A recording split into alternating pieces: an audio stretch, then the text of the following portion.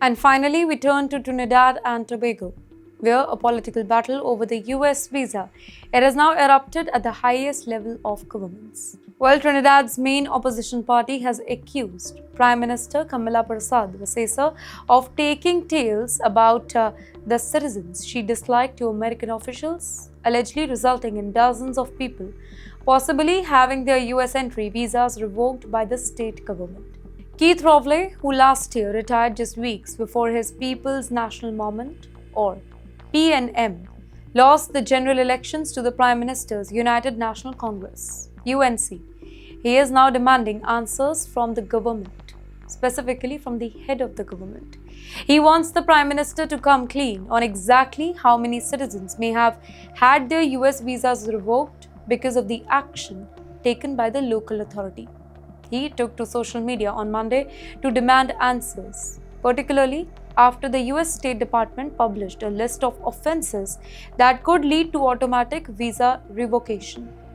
Well, these include people who have committed felony crimes, engaged in violence against the US citizens, defrauded Americans, abused to the US immigration system, or endangered national security. Well, he is asking a very direct question here. If those are the grounds for visa cancellation, then what exactly did the people targeted by the Trinidadians government do?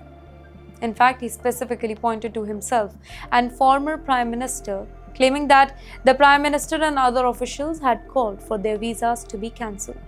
He argued that there is no record of either man committing any sort of crime against the United States. Let me quote what he asked. Which of these offenses were they guilty of? He also demanded that know how many other citizens the government had allegedly reported to the US authorities with a recommendation to have their visa cancelled. According to him, the issue it goes far beyond just two political figures here. He claimed that in recent times, UNC leadership and other close to the government, they had been warning and threatening the citizens about losing their US visas further. Ladies and gentlemen, the latest political row following the recent remark in Parliament by Attorney General John, who confirmed that several people linked to the opposition and big business in Trinidad, they have lost their visas through the revocation further. Well, however, let's listen to the other side now. The Prime Minister has publicly defended the Trump administration's tough approach to the US visa assurance.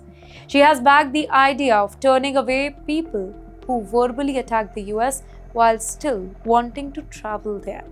You know her message? Blunt.